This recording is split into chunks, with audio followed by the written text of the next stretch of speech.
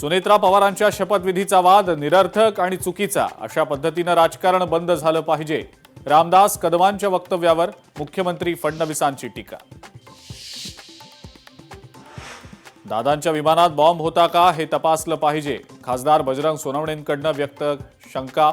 अपघाताचे सगळे डिटेल्स समोर आले पाहिजेत. बजरंग सोनवणेंची मागणी.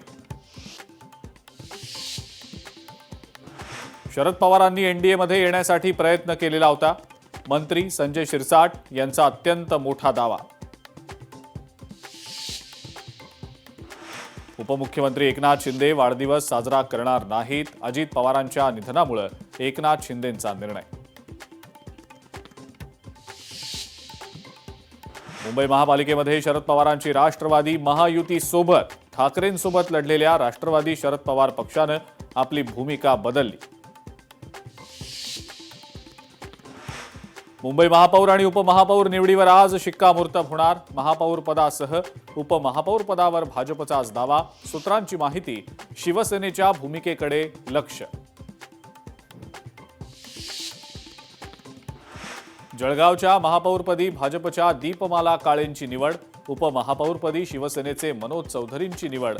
2.5 वर्षांसाठी महापौर आणि उपमहापौर पदासाठी झाली निवड. राज्यसभेच्या 7ही जागा बिनविरोध होण्याची शक्यता. आमदारांच्या संख्याबळानुसार मवियाला केवळ 1च जागा मिळणार. सूत्रांची माहिती. आणि पाकिस्तानच्या इस्लामाबादमध्ये जोरदार स्फोट. आत्मघातकी हल्ला झाल्याची शक्यता. नमाज पठणानंतर स्फोट. अनेकांचा मृत्यू.